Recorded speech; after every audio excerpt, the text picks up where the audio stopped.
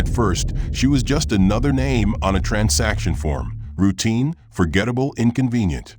A black woman, sharply dressed, requesting access to funds that made the manager blink twice. That alone triggered suspicion. The glances turned cold. The questions turned sharp. And by the time security surrounded her, no one bothered to ask who she really was. They thought they were stopping a scam. Instead, they were provoking something far bigger. Within hours, accounts began vanishing, reputations crumbled, and the financial world learned what happens when the wrong person is underestimated. Think you saw the twist coming? Think again. If this opening gripped you, like the video, subscribe for more, and drop a comment. Where are you watching from, and what part left you speechless?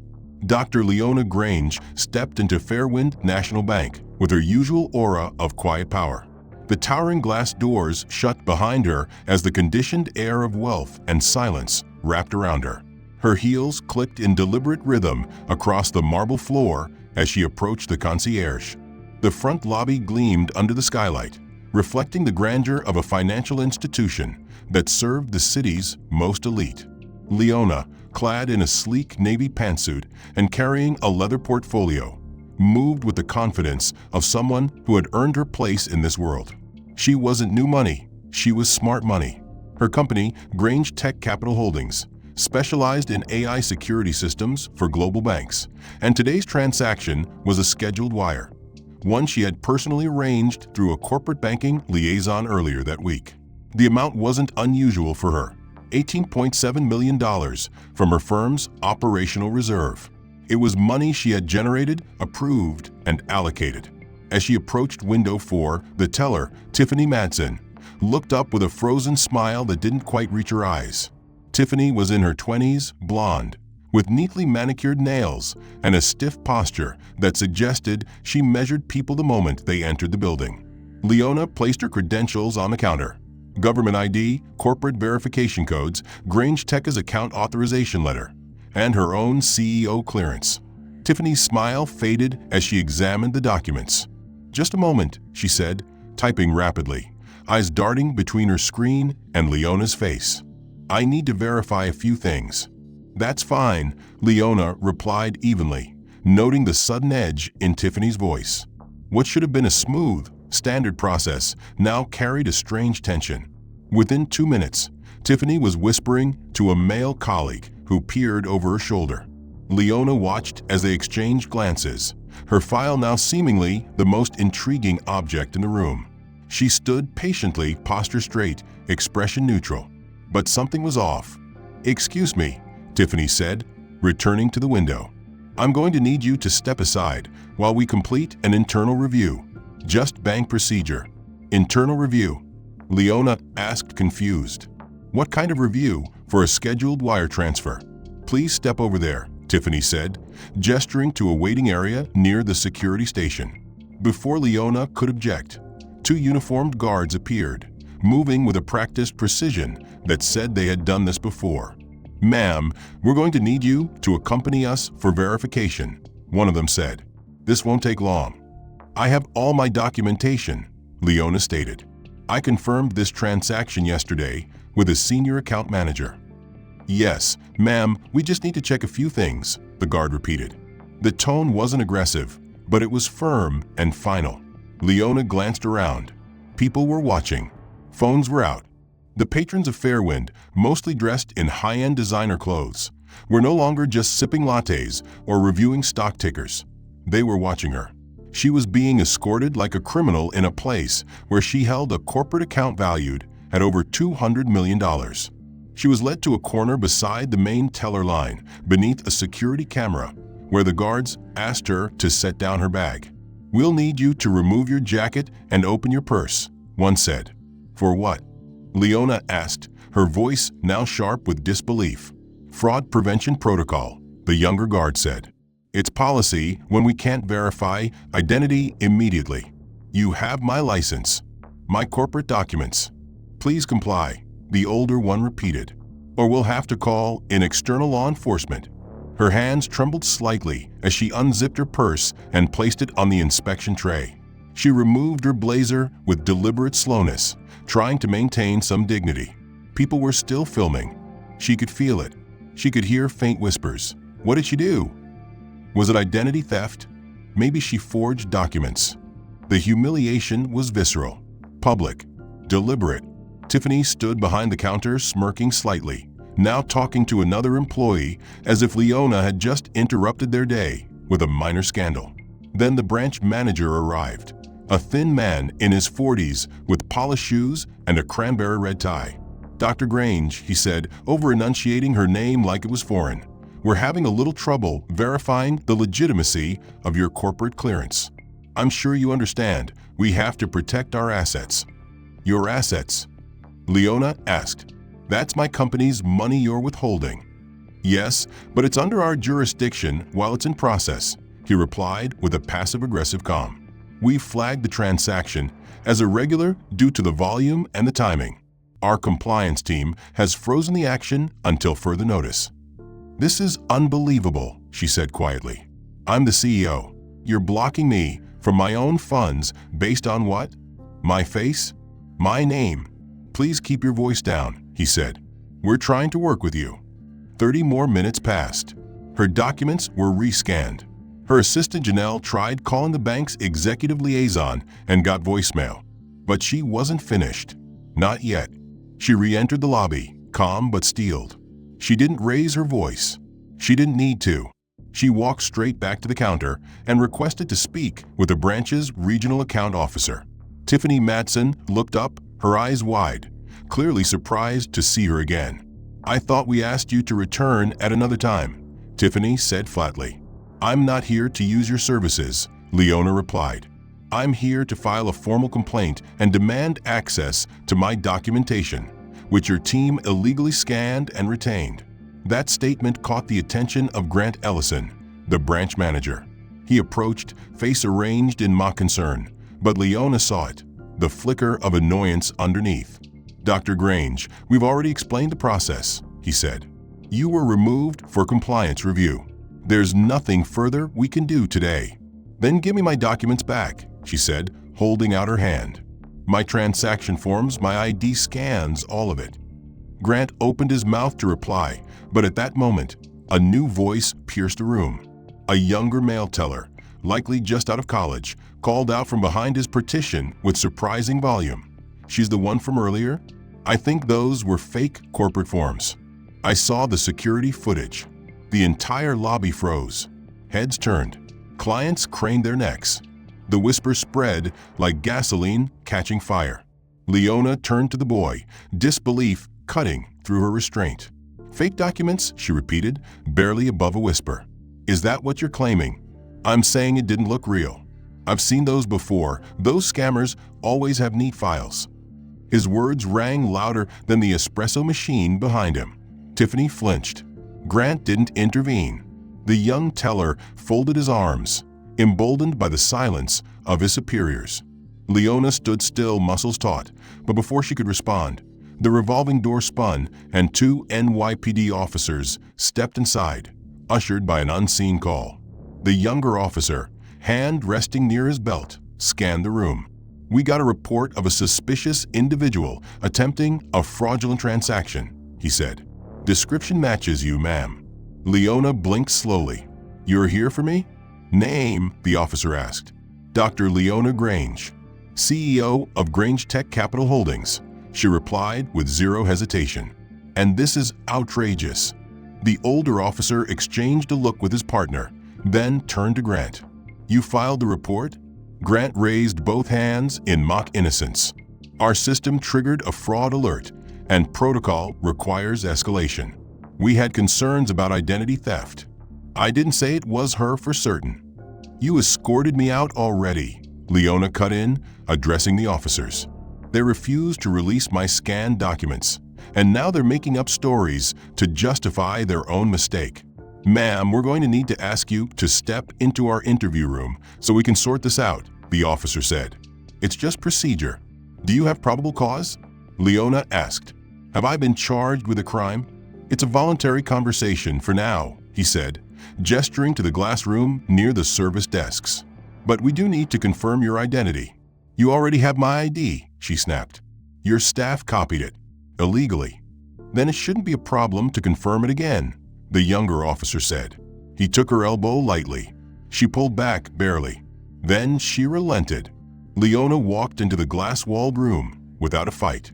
The door clicked closed behind her. Outside, customers whispered like children outside the principal's office. The younger teller passed by, smirking. Inside the room, the officers asked her to sit. One of them held out a form and a pen. "Just your basic information again," he said. "Name, address, corporate affiliation. We need it for our report." "Why not just retrieve the copies your bank friends already scanned?" she asked.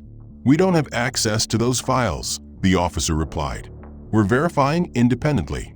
Leona glared at the security camera in the corner of the room. "So you confiscated my identity, and now you're pretending none of it happened?" "Ma'am," the younger officer said, "let's not make this harder." She bit her tongue and filled out the form. They asked for her phone. She hesitated. "Standard verification," the older officer said. "If this really is a misunderstanding, we'll return it."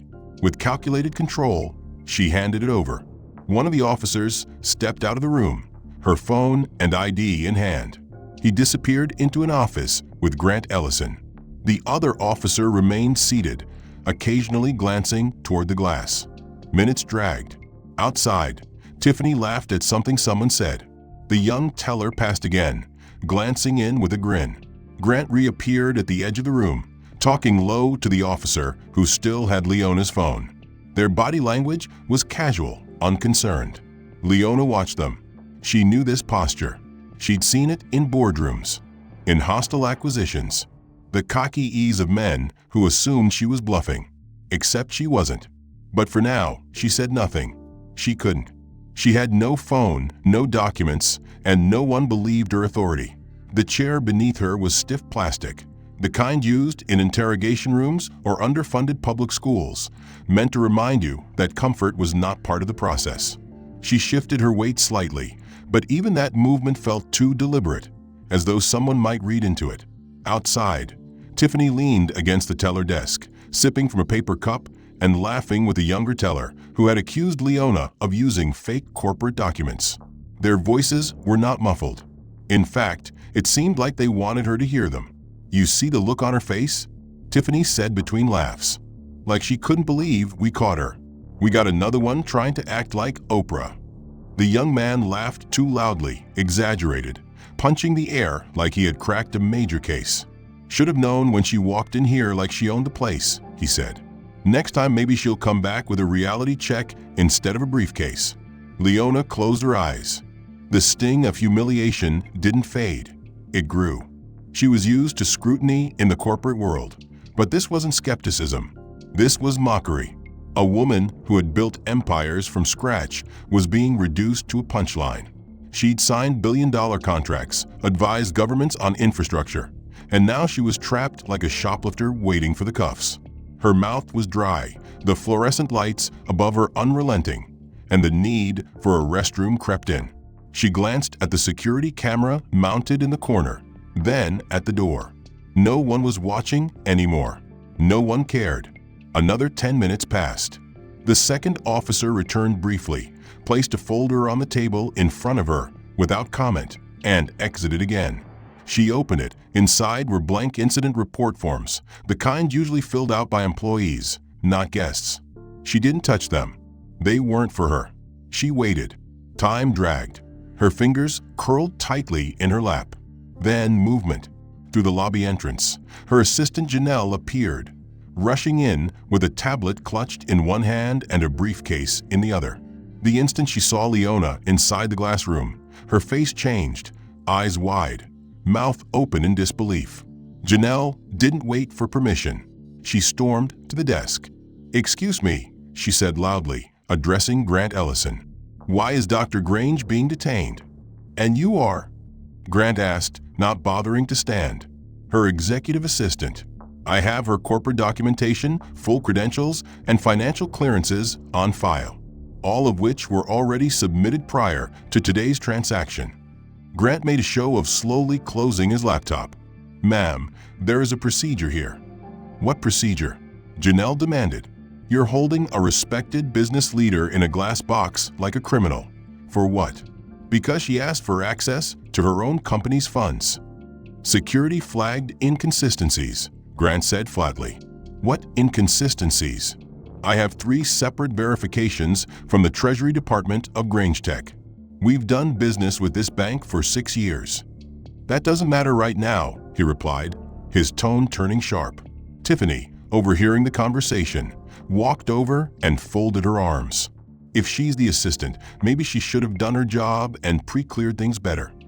You're unbelievable, Janelle muttered, her face flushed with anger. Let me speak to your compliance officer. Ma'am, I'm going to ask you to lower your voice, Grant said. You're disrupting our branch. She has been locked up for over an hour without legal representation, Janelle snapped. You haven't given her water or allowed her to use the restroom. That is not protocol. That's abuse. At that point, one of the security guards approached. Ma'am, I need you to leave, he said calmly. Now, I'm not leaving without my employer, she said. I've called our legal team. They'll be here within the hour. Then wait for them outside, the guard replied, or I'll escort you out. Janelle's eyes widened in disbelief. You're ejecting me for advocating for a client? You're trespassing, Grant said, standing up now. You're not a client. You're a liability. 2 security guards stepped forward. Janelle, despite her clear fury, stepped back and collected herself. She turned to the glass room and met Leona's eyes through the transparent barrier. I'll be right outside, she mouthed. Leona nodded once, though her insides twisted. Janelle was her last link to the outside. The moment she was pushed out the door, Leona was alone again. The guards closed the door behind her assistant, and the lobby resumed its unnatural quiet. Tiffany leaned against the desk again, this time with a smirk that suggested she thought she'd won something. Her body protested, but her expression remained calm, calculated. She had spent years building an empire brick by digital brick, and if she had to endure this trial in silence, she would do so with the same unyielding precision that once got her through boardrooms filled with men who doubted her every word. But now it wasn't doubt. It was dismissal, assumption, and something far more dangerous, deliberate erasure. Across the branch, behind opaque doors and filtered passwords, the bank's internal crisis system had already begun spinning its version of events. At 3:20 p.m., the branch manager Grant Ellison submitted an incident log to regional headquarters, labeling Leona a potentially hostile individual attempting unauthorized corporate withdrawal under disputed documentation. The language was careful, sanitized, designed not to accuse outright, but to create suspicion, to flag her name as one to watch. Behind closed conference lines, compliance executives discussed not whether her documents were valid, but whether keeping her as a client posed reputational risk. The irony wasn't lost on the younger analyst, who read the alert at a satellite branch across the city and whispered to a colleague, "Isn't she the one that Forbes featured last quarter?" That detail didn't make it into the report. What did make it in were buzzwords like risk escalation, behavioral inconsistency, and possible breach protocol. A firewall of bureaucratic language formed within the hour. Every Grange Tech Capital account in the system was quietly tagged for review. At 3:41 p.m., a regional supervisor named Daniel Rhodes arrived on site, called in after Janelle had triggered a legal alert through corporate channels. He was a thin man in his late 40s, wearing a charcoal gray blazer and an expression that never moved too far from forced neutrality. He entered the glass room without a knock and offered Leona a shallow nod before sitting across from her. "Dr. Grange," he said carefully, "thank you for your patience today. We understand there's been some unfortunate confusion." "Unfortunate?" Leona asked, her voice hoarse but steady. "I've been detained without justification, humiliated publicly, denied access to basic needs, and now my assistant has been physically removed from the property. That's not confusion. That's a deliberate abuse of power." Daniel pressed his lips together and looked briefly toward the camera, then back at her. "Our systems flagged your transaction due to irregular volume timing and cross-border authorization mismatch. When protocol is activated, we follow it. I'm here to de-escalate the situation." I was invited to conduct this transaction here. I cleared the schedule with your VP of Enterprise Accounts. Your system knew exactly who I was." "Yes," Daniel admitted, "but certain details didn't filter through the compliance channel. It appears your executive credentials were not properly logged under this branch's specific system parameters. That's an error on our end." Leona leaned forward, eyes sharp. "And the false report filed? The phone confiscation? The hour and a half in a glass room with no legal representative? Was that policy too?" Daniel hesitated. Then, with an exhale, he lowered his voice. "Off the record," he said, "I recognized your name the moment I saw the alert. I've followed your work for years. I even attended a panel you hosted at Wharton. I know who you are." "Then why am I still sitting here?" she asked. "Because the bank has already filed the internal report," he replied. "It's in the system now. To walk it back would require admissions that our team is unlikely to authorize. The best I can offer is to expedite your release, reverse the flag quietly, and ask that we move forward with discretion." "Discretion?" Leona asked coldly. "You want silence?" Daniel nodded, not unkindly. "The narrative's already shaped. The more public this becomes, the harder it will be for anyone to correct it without turning it into a scandal." Leona said nothing. Her silence was more articulate than words. Daniel stood, walked to the door, and opened it. "You're free to go," he said. "Your belongings are at the front desk. If there's anything I can do personally—" She cut him off with a glare that froze his next word in his throat. "You can sit with what you've allowed to happen here." With that, she stood, her spine straight and footsteps precise as she exited the glass room. In the lobby, Tiffany turned to see her walk past and offered a smirk that barely concealed her disdain. Grant Ellison stood near the teller desk, arms crossed, as if watching a security threat evacuate on command. Leona didn't flinch. She didn't speak to Janelle, who had waited faithfully just outside, phone in hand, fury in her eyes. She didn't answer the texts or calls pouring into her mobile, as word spread through her network. What had transpired inside that bank wasn't just a humiliating encounter. It was an indictment, a calculated insult cloaked in protocol. Leona entered the black town car waiting at the curb, instructed the driver not to speak, and stared out the window the entire ride to her downtown office suite. Her mind didn't race, it calculated. In silence, she worked through layers of strategy and implications. Fairwind's internal system had already labeled her. The flag wouldn't vanish overnight. It wouldn't even stay quiet. It would spread quietly, efficiently, through digital channels that no one controlled completely. Leona had built her empire in this industry. She knew how these markers could stain a reputation like ink on cotton, permanent, unless you burned the fabric. By the time she reached the 42nd floor of Grange Tech Tower, her instructions were already in motion. Janelle had contacted legal. The infrastructure team had initiated firewalls. The Treasury Department was already preparing asset diversification. Leona didn't speak much as she entered the private boardroom. She sat at the head of the sleek mahogany table, pressed her thumbprint to the biometric tablet, and looked each of her executives in the eye. "We're initiating Operation Lazarus," she said flatly. "Effective immediately." The room didn't gasp. They didn't ask questions. Her executive team, all handpicked and loyal, had prepared for this kind of scenario. It had never been intended for a racial profiling crisis. It had been designed as a protection protocol against hostile acquisitions and reputation attacks. But the blueprint applied. "I want all funds liquid across 12 Tier 1 accounts," she continued. "Use our European holding structures to reallocate everything to new safekeeping vaults in Geneva and Singapore. Do not leave a dollar behind."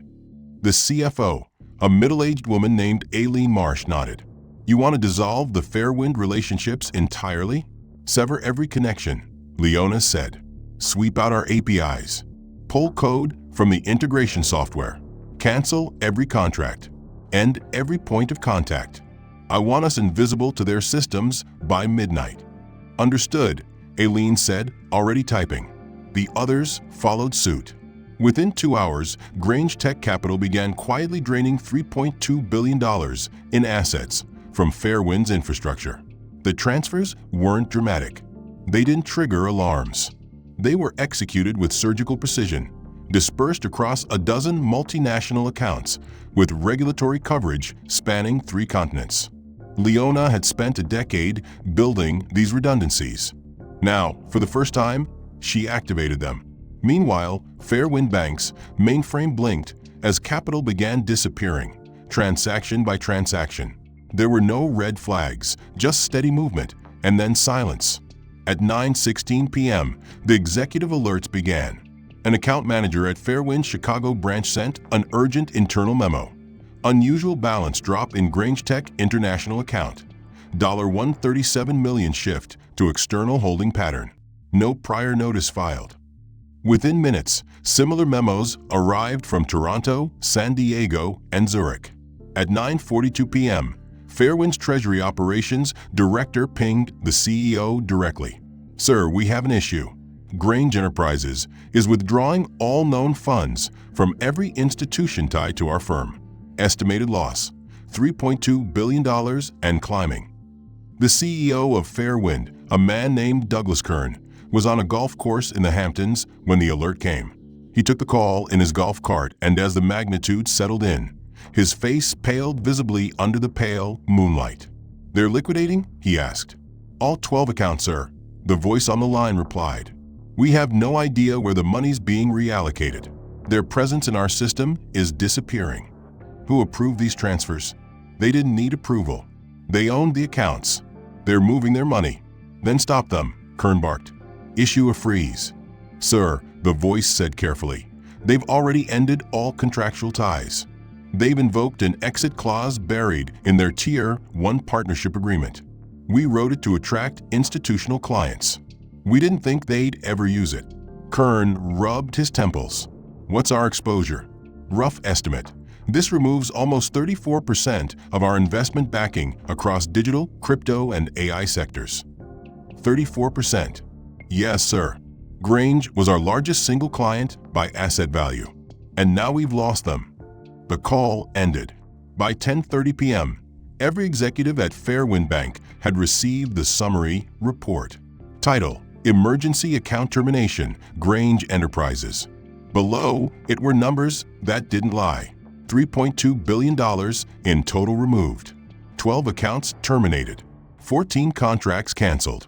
The loss was not merely financial, it was reputational. By dawn, the headlines were already making their rounds across every major financial network, each one echoing a version of the same headline, but with escalating intensity. Fintech powerhouse Grange Tech withdraws $3.2 billion overnight. Largest client exodus in Fairwind Bank's history. Sources claim incident involving CEO Leona Grange prompted financial shockwave. But by 7:15 a.m., the narrative had evolved beyond boardrooms and Bloomberg tickers. The real explosion came when a 38-second cell phone clip, shaky but damning, surfaced online. It showed Leona seated in the glass security room of Fairwind Bank, her face composed but visibly strained as 2 officers hovered near her. The clip captured the moment Tiffany Madsen walked by, coffee in hand, and said audibly, "Another one playing boss lady with someone else's checkbook." That single sentence ignited the world. By 8:03 a.m., the clip had been shared over 20,000 times. By 8:07, it had reached a trending status on X. And by 8:21, national news anchors were asking viewers, "Is this how we treat Black excellence in 2025? The hashtag what Leona did began trending, not because she had done anything wrong, but because people were astounded by the precision of her retaliation. As users began sharing archived articles, TED Talk clips, and interviews with Leona discussing economic equity, the narrative transformed from corporate dispute to cultural milestone. Social commentators praised her composure, her silence in the face of systemic dismissal, and most notably, her surgical response, pulling $3.2 billion from an institution that had reduced her to a stereotype. At 9:16 a.m., the Wall Street Standard published a scathing op-ed titled "The Cost of Underestimating a Black Woman in Power," which cited Leona's move as the most legally sound ethically grounded corporate retaliation ever witnessed in modern finance. The story reached television within the hour. Networks brought in analysts, diversity advocates, banking executives, and even cultural critics. They debated not just the economic fallout, but the deeper implications. How someone with impeccable credentials and proven authority could be dismissed, detained, and erased without consequence, until she wrote her own. At Fairwind Bank headquarters, phones rang nonstop. PR departments scrambled to control the narrative. Lawyers huddled in glass conference rooms. Their CEO, Douglas Kern, attempted to release a press statement around noon. It read, "We regret the incident involving Ms. Leona Grange and are reviewing our internal protocols to ensure our commitment to diversity and customer respect remains paramount." But the response only fueled more backlash. Screenshots of the statement were torn apart online for lacking accountability, using passive language, and referring to Leona as Ms. instead of Dr. or CEO. By the time financial regulators began issuing inquiries into Fairwind's compliance systems, thousands of customers had started withdrawing funds in solidarity. Meanwhile, Leona remained silent. She didn't tweet. She didn't give interviews. Her only public move was a single press release from Grange Tech Capital that read, "We stand for dignity. Our strategy reflects our values." But her silence only amplified her message. Without saying a word, she had weaponized every stereotype used against her and dismantled them in full view of the world. At noon, an investor summit in Brussels paused mid-session to air the clip of her walking out of the bank, documents in hand, face unreadable but unbroken. One European banker called it the quietest revolution the financial world has seen. International markets took notice. By mid-afternoon, two global hedge funds linked to Grange Tech announced that they too would end partnerships with Fairwind. Back in New York, Tiffany Madsen was pulled into a mandatory HR review, flanked by corporate attorneys who had finally realized what her smirk had cost them. Her Instagram, once filled with filtered vacation selfies, had become a war zone of comments. "You just set your bank on fire. Hope the coffee was worth $3 billion. This is what racism looks like in Suits." The junior teller who had accused Leona of fraud deleted all his social media accounts. His LinkedIn vanished. The lobby footage of Grant Ellison standing with his arms crossed while Leona was detained became a meme under the caption, "The look of a man watching his career dissolve." Inside Grange Tech Tower, the mood was focused but calm. Leona walked between strategy meetings and legal briefings with the same poise she had carried into the bank. She didn't speak about revenge. She spoke about restructuring. She didn't talk about the incident. She asked about forward positioning. In one closed-door meeting with her senior advisors, she posed a simple question. "Now that they see what we are, what do I want to show them next?" The room fell quiet, not out of fear, but out of respect. By 5 p.m., international news was referring to the event not as an incident, but as the Grange Exodus. Documentaries were already in conceptual development. University professors were updating lecture slides to include her case. Even business schools that had once questioned her methods were now preparing to cite her as a case study in dignified disruption. What had begun as a routine banking transaction had become a masterclass in controlled retaliation. And though the world continued to spin, everyone in finance now carried one question they hadn't before. If Leona Grange could move billions in silence, what would happen if she ever raised her voice? As the media storm continued to grow, reporters and analysts began to dig deeper, eager to understand the woman behind the calculated financial exodus that had rocked Wall Street and beyond. Leona Grange's name, once primarily known within fintech and corporate innovation circles, had now become the centerpiece of every primetime segment. But what they discovered next sent even deeper tremors through the financial world. Within 72 hours of the initial incident, an investigative team from the Financial Herald uncovered a trove of corporate filings, technology patents, and confidential boardroom reports that revealed Leona was not merely the CEO of Grange Tech Capital. She was the original architect of SolisNet, the proprietary financial AI security protocol currently being used by 72 of the top 100 banks in the world. SoLeaseNet wasn't just a tool. It was the digital backbone that allowed real-time fraud detection, asset movement tracking, and customer profiling across billions of transactions each day. Leona hadn't just designed the infrastructure. She had written the early code, negotiated the global compliance contracts, and licensed the system through a strategic shell company before eventually folding it into Grangetech. Essentially, the very systems that Fairwind Bank had relied on to red flag her were built on code she had designed.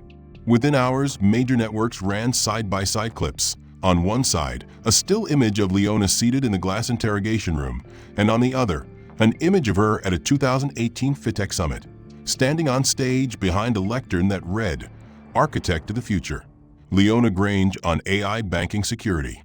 The contrast hit like a shockwave. Analysts were stunned. Social commentators called it poetic justice. Tech leaders who had previously competed against Grangetech now reached out publicly with praise, some even posting, "We've been building on the platform she created for years, and we didn't even know it." But the final blow to Fairwind Bank came when a confidential memo leaked to a small but reputable finance blog called Circuit Ledger. The memo, dated just 3 weeks prior to the incident, revealed that Leona Grange had been in advanced negotiations with Fairwind's executive board to acquire a 22% equity stake in the bank.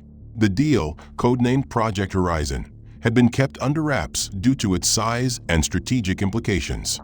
If finalized, it would have made her the largest individual shareholder in the bank's history, effectively giving her partial control over policy, executive appointments, and compliance operations. The memo included a brief analysis of her profile. CEO demonstrates high-level strategic acuity, offers significant tech leverage via SoLeaseNet integration, potential to modernize core infrastructure, recommends final offer approval by Q3.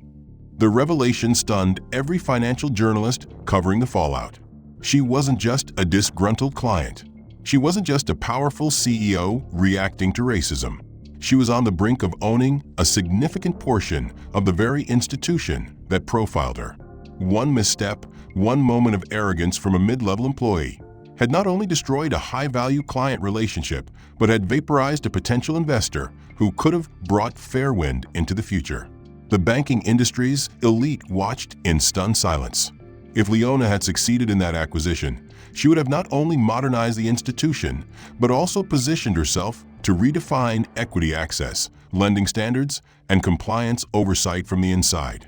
But instead, she had been mistaken for a fraud, publicly embarrassed, and discarded like a liability. And in response, she had calmly burned the bridge, removed her capital, exposed the institution's systemic flaws, and now, unintentionally perhaps, ignited a global reckoning. Leona's boardroom image was suddenly everywhere. On the cover of Forbes with the headline "From Coded Out of Power in the Atlantic beneath the words "She built their walls," and then walked through them, and on a viral digital art series titled The Architect, showing her standing in a server room with code dripping like gold from her hands. Meanwhile, Stonebridge Bank, Fairwind's parent company, issued a vague statement promising a full review of compliance training and client engagement procedures. But the damage had been done. The leaked memo validated everything critics had been saying, that the real crime had not been Leona's transaction, but the assumption that someone like her could not possibly hold that level of power. On social media, the narrative shifted again. The hashtag evolved from hashtag what Leona did to hashtag who Leona is. Users posted facts, timelines, product designs, keynote speeches, and even her college thesis titled Autonomy and Access, the algorithmic gatekeeping of minority wealth. Even skeptics had little left to argue. She had become something larger than a CEO. She had become a living paradox to every biased assumption the industry had normalized. Back at Grangetech, Leona reviewed the reports without expression. She knew the media cycle. She understood attention. What mattered now wasn't how the world saw her, but what she would do next with the momentum they had handed her. She didn't need revenge. She already had influence. And influence, as always, was the long game. Social platforms surged with live countdowns. In the hours leading up to the broadcast, news anchors recapped the timeline of events, revisiting the footage of Leona Grange seated calmly in the glass security room, contrasted with clips of her presenting at global summits. By 5:59 p.m., over 48 million viewers across 6 continents were tuned in. At precisely 6 o'clock, the screen went black for a moment, then faded into a live feed from the Grange Tech Auditorium, where Leona stood alone on a minimalist stage, a dark navy backdrop behind her, the company's silver logo projected above her shoulder. She wore no jewelry, no distracting colors, just a charcoal gray suit, understated but immaculate. She stepped to the podium, adjusted the mic once, and spoke in a voice that was calm, clear, and impossibly steady. "My name is Dr. Leona Grange," she began, "and I am here because silence is no longer useful." She paused just long enough to let the sentence settle. 4 days ago, I walked into a financial institution prepared to execute a standard corporate wire transfer. I was detained, searched, and publicly humiliated because someone decided I didn't look like someone who should have access to that level of capital. Despite credentials, despite authorization, despite truth. The room was silent except for the soft hum of a live feed. It wasn't the first time I've been underestimated. It may not be the last. But it was the first time that the systems I helped build were used against me, to flag me, to profile me, to frame me as a threat to the very industry I've spent my career protecting. She didn't raise her voice. She didn't need to. Each sentence carried weight. Each word had been chosen with surgical precision. "I did not retaliate out of anger," she continued. "I withdrew my company's capital because I refuse to allow our financial infrastructure to continue functioning on assumptions that punish difference and reward ignorance. I terminated our contracts because accountability begins with consequences. And I remained silent because I wanted the world to speak first. And it did." She took a single breath. "What happened to me is not new. It is the culmination of centuries of conditioned disbelief. Disbelief that someone who looks like me could be the architect of a global banking security protocol. Disbelief that someone who looks like me could walk into a boardroom and own the table rather than ask for a seat. Disbelief that power can look different and still be legitimate." She leaned slightly forward, not in aggression, but in emphasis. "I was in negotiation to acquire a 22% stake in the bank that profiled me. I had already submitted board restructuring plans and equity expansion models designed to increase access to capital for marginalized entrepreneurs. That vision no longer rests with them." A ripple of murmurs echoed through the press room, but she did not pause. "It now rests with me." She looked directly into the camera. "Today, I am announcing the launch of Aureus Bank, a digital-first, equity-centered financial institution that will serve clients with transparency, dignity, and inclusion as its founding principles. We will offer institutional-grade services, but with a human understanding that power and potential are not defined by profile templates or biometric biases." The room erupted into a soft wave of surprise and energy. Leona continued, "Aureus will be built with the same precision I brought to SolisNet. We are partnering with a coalition of global equity firms and infrastructure partners. Our launch is already underway. We expect full operational deployment within 18 months, with beta systems rolling out to underfunded communities within the first 4. Her final words silenced the room again. "We can rebuild the future. And we will. Not with rage, but with design. Not through exclusion, but through intention." She stepped back from the mic. No applause was allowed. It was a broadcast, not a rally. The storm that Fairwind had desperately tried to contain now surged through its halls like a flood. The first to fall was Tiffany Madsen. On Monday morning, just 1 week after the incident, she was called into a closed-door HR meeting flanked by 2 compliance officers and the company's legal counsel.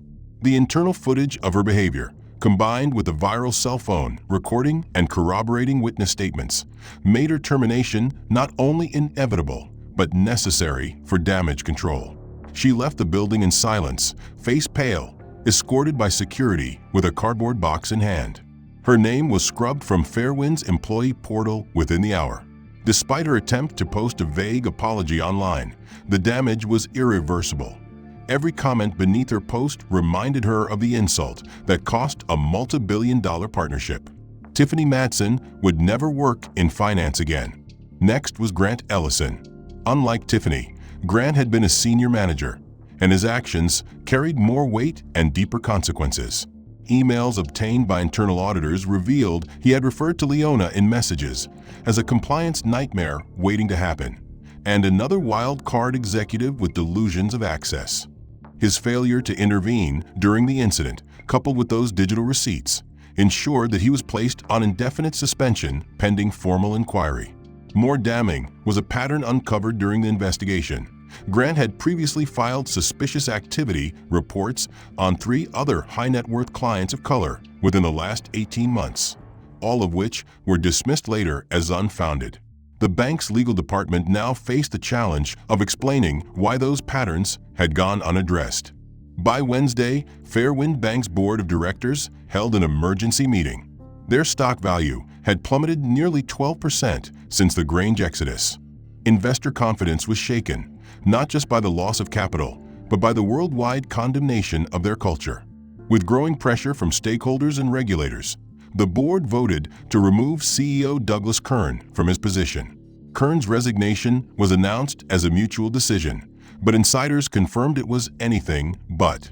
His televised statement, delivered with a grim smile and trembling hands, acknowledged a leadership failure to uphold the values of inclusion and respect. But the public wasn't interested in corporate euphemisms. They wanted accountability, and they were getting it.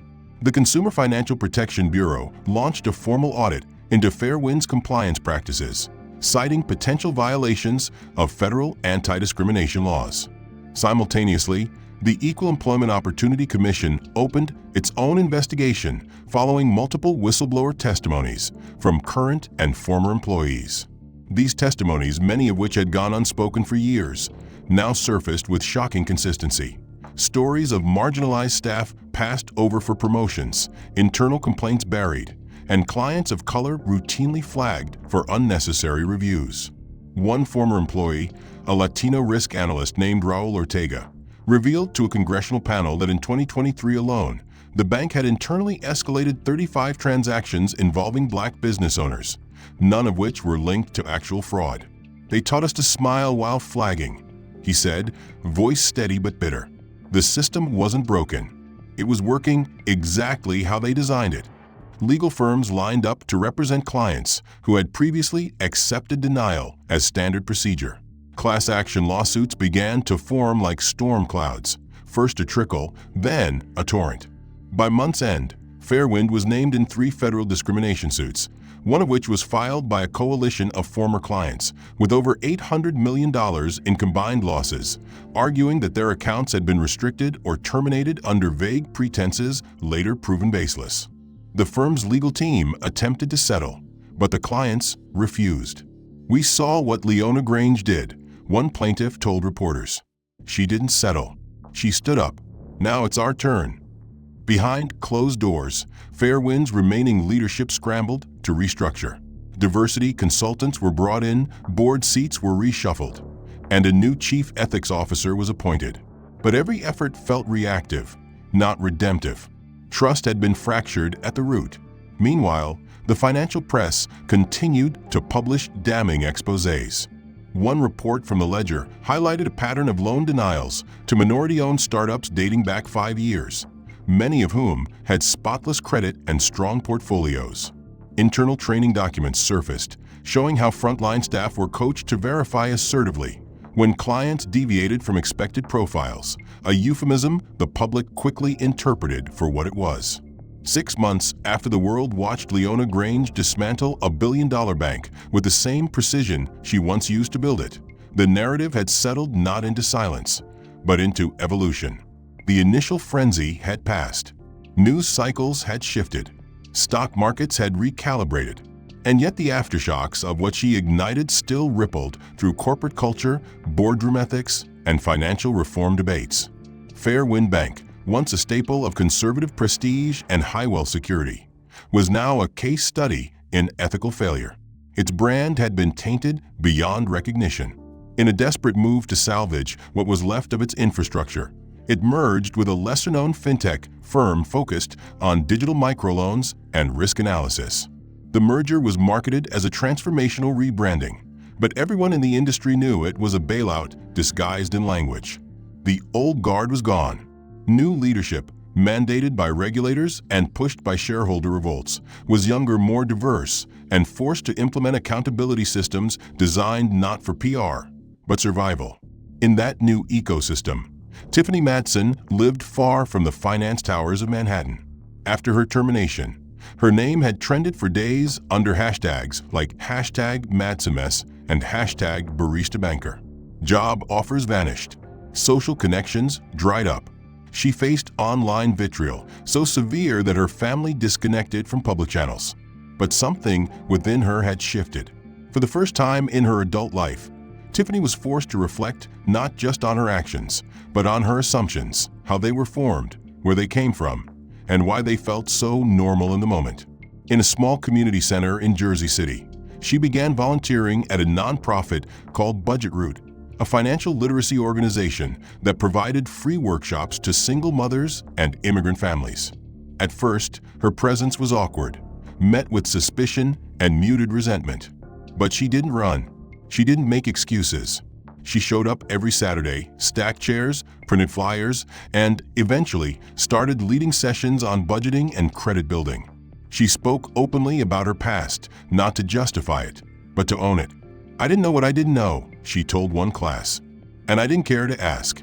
That was my failure. I'm here to listen now, not lead." Across the river, Grant Ellison was on a different path. His suspension had turned into resignation once additional findings confirmed his role in perpetuating biased flagging systems. He had lost his title, his six-figure salary, and the polished respectability he once wore like armor. But unlike Tiffany, Grant didn't disappear into silence. He entered therapy, something he had dismissed for most of his life, and through weeks of hard, unflinching dialogue, came to understand the system he had upheld, not as a broken machine, but as a functional weapon aimed at the marginalized. Months later, he joined a justice reform initiative in Brooklyn, contributing to a task force on ethical banking practices and lending discrimination. At a panel discussion hosted at NYU, he was introduced as a former executive turned accountability advocate. When asked why he stayed involved, his answer was simple: "Because if I helped build the problem, then I owe the rest of my life to fixing it." Neither Tiffany nor Grant sought public redemption. They weren't praised in headlines or celebrated on magazine covers. But their steps mattered, not because they erased the past, but because they refused to ignore it. Meanwhile, Leona Grange's Aureus Bank had launched its beta program ahead of schedule. It operated out of a glass and steel complex in Lower Manhattan, with satellite hubs in Detroit, Atlanta, and Nairobi. The bank's model was revolutionary. No biometric profiling, AI systems trained with ethical oversight, and client reviews conducted by mixed discipline panels to prevent algorithmic bias. Within 3 months, Aureus had onboarded over 1 million users, many of whom were first-time business owners, women of color, and previously unbanked individuals. At the first Aureus Equity Forum, Leona took the stage before an audience of over 3,000. Her presence as composed and grounded as ever.